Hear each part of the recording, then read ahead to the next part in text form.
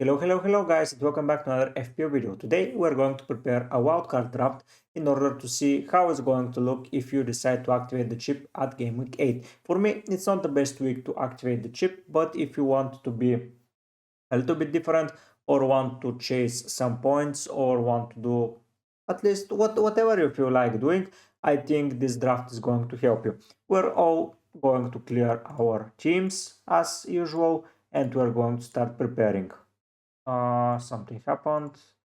Yeah, let's clean. By the way, when I opened this page, I was so surprised to see that Unana is on top of the charts, a goalkeeper chart, 5 million, but he got some good scores, 4 clean sheets, already some bad weeks where he loses a lot of points, but then some good weeks where he keeps clean sheets and then he just gets the points. So yeah, 39 points from him, a pretty good return overall. Okay, so we are going to start, and as per usual, we're going to target captain options first. Looking at the fixture difficulty rating, if we take a closer look, Manchester City has the best fixture run by far, and I believe that a captain should be from their team. Immediately, that means that Haaland is returned into the team. I don't think it's necessary to captain anyone apart from him in the next 4 weeks. Maybe around game week 12 is going to be a different captain, maybe from Liverpool, maybe a player from Arsenal. A lot of options left, right, and center. But for me, or even Chelsea. But for now, I think that there is the best decision to just captain Erling Haaland. Now we have our captaincy option and we can proceed. In the next fixture run, the good teams that are with good fixture teams are Everton, Ipswich has a good fixture run, Manchester City, United can be added to that frame, of course, around game week 11. I think that the fixture run is amazing for them, so we need to prepare for that as well. Nottingham Forest is with a good fixture run. Spurs is with an okay fixture run. Wolves after Man City game is with a good fixture run. So we have a lot of teams. What I proceed to do from here is I just put the bench fillers, and immediately that means that I'm restoring Bentley, who in my opinion is not a good goalkeeper to own, but at least he's still 4 million. I don't know if we have a 3.9 already. Let's see. So price 4.1. If we have a 3 now, no, we don't. So Bentley, it will be him. Next up, I'm going to go with the players that I believe that must be in your wildcard drafts if you're activating the wildcard chip. Apart from the captaincy option from Haaland, the first player is Cole Palmer. I know that the fixture run is not that amazing. It's Liverpool, it's Newcastle, it's United, it's Arsenal. But if you're on a wildcard, I think this guy is just fixture proofed. As you can see, he has blanked only twice realistically. But even when he gets an assist, is up in the bonus point even without a clean sheet. So that means some good returns. Even with a yellow card, he is with the 2 bonus.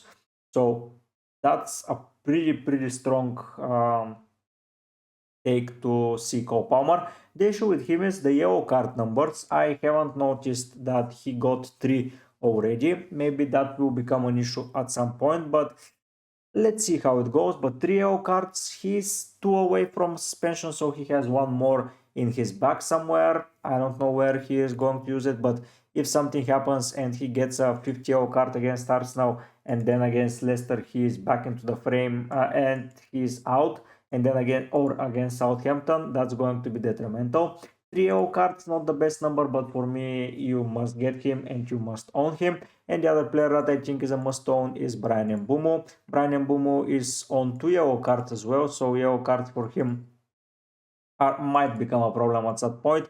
But realistically, this guy is returning like crazy.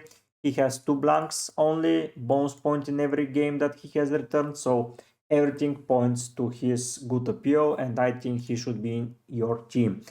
The bench options are going to be either a 4.5 keeper or a 4.0 or a 4.5 striker. Sorry, for now I'm not going to decide it. But if you look at the fixtures, Crystal Palace, Leicester, West Ham, Ipswich, those fixtures scream Nottingham Forest players.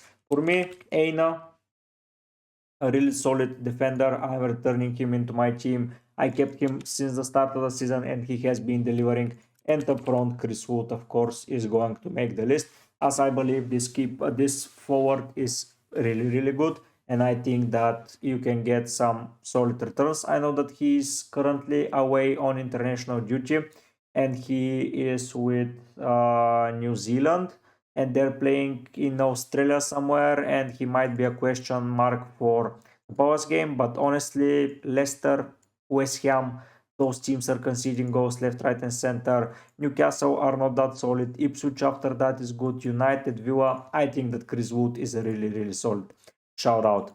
Next up, if we take a look, Man City had the best fixture run, and here we have a dilemma. Either we go for Phil Foden directly and we just invest, or we just avoid him for now and invest later. Arsenal faces Bournemouth, but that doesn't mean that we will get a lot of Arsenal players, because the fixture run after that is not that brilliant. 2 away fixtures, home to Liverpool, you need to prepare from game week 12 onward. So for now, the only player that I'm going to put from Arsenal is Gabriel.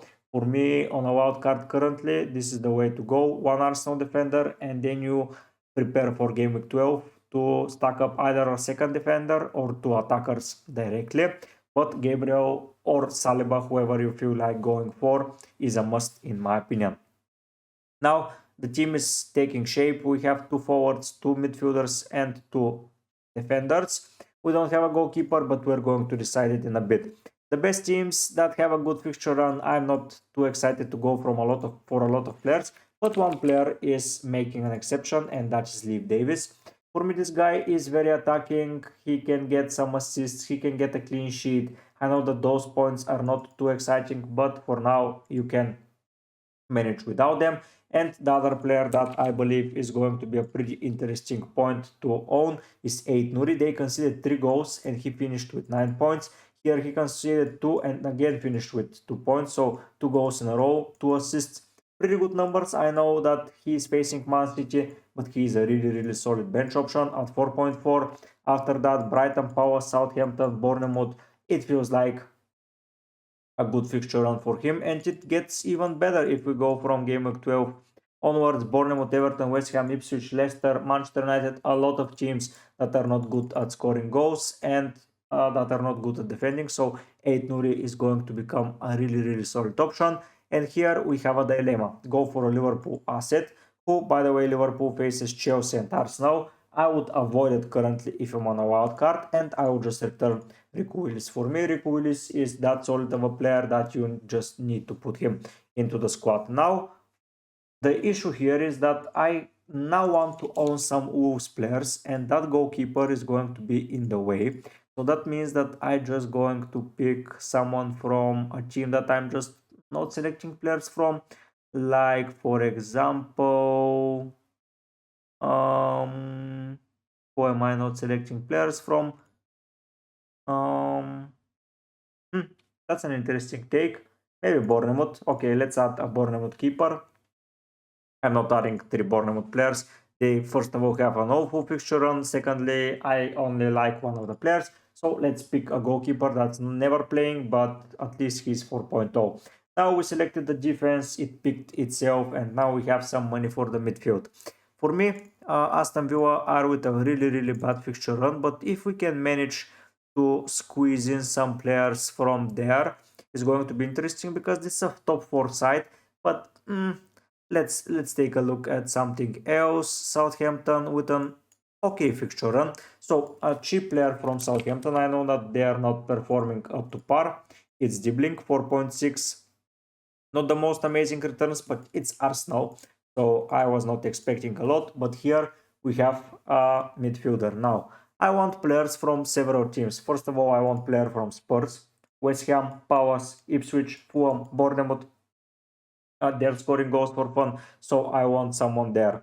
Next up, I would most probably prefer to have a player from United. I just don't know who to get right now, and maybe around game week 11 it's going to get easier to decide. Then Manchester City we already own. To Arsenal is a team that I need to take a look at, as they face Bournemouth, and not having an attacker from them is risky. So Spurs is a team that I need to go for. Wolves is a team that I need an attacker from. And sadly, that will finalize the third and final striker spot for me. It's Cunha, penalty taker, scoring goals for fun when he's on his day 3 goals already. It's looking very likely that Cunha will remain into the squad, and we can rotate well with Wood and with Dibling. We have options there to rotate. Leicester at home, for example, preferred way more to Manchester City at home, so we can have a player there. Even if he's not playing, we can rely on Aina against Crystal Palace, so it looks nice. A 4.5 keeper is going to be, and I'm strongly deliberating should I get Muric and then just forget about it, because if we go here and we check Muric, he got 2 points when they conceded 4 goals. He should be on 0, but he wasn't. Not a lot of clean sheets potential, that's a little bit questionable. About Brentford is a team that I need to target as well, so if I'm not going for Collins, I'm going for Flecken, so Flecken is going to be my goalkeeper. And now we have a lot of money for 2 players, but let's see who we can fit. So I cannot go with Saka as he's 10 million for me, and then 7.3 I can go for Brennan Johnson and have a Spurs coverage. This guy is currently on fire. It's playing very well. So Brennan Johnson is a good player to give a shout out. This team is so spread around. Saka is a solid shout out. You can go for someone cheaper, but it's not looking likely that I will. The most important players are Mbumo, Palmer, Haaland, and a solid defense. Probably of Gabriel and Luis, let's say. But I have 3 penalty takers here, 4, 5, 6 penalty takers. So that's an amazing run. Let's now build it in the transfer here. And let's see what we're going to say about. Here I'm not going to change the keeper. This guy is, I have Aina, I have Robinson. Robinson is a little bit questionable that I'm leaving him behind, but not the most exciting one to keep. Smith Rowe as well. Yeah. So here we're getting Davis, and here we're getting Gibling. Here we're getting 8 Nuri. Here Havertz with an injury. Maybe Havertz a strong shout out. Here we're getting Wood. Here we're getting Cunha. Here we're getting Palmer. And last but not least, we're getting Brennan Johnson. Yes, that's the team. So next week I'm playing Palmer against Liverpool.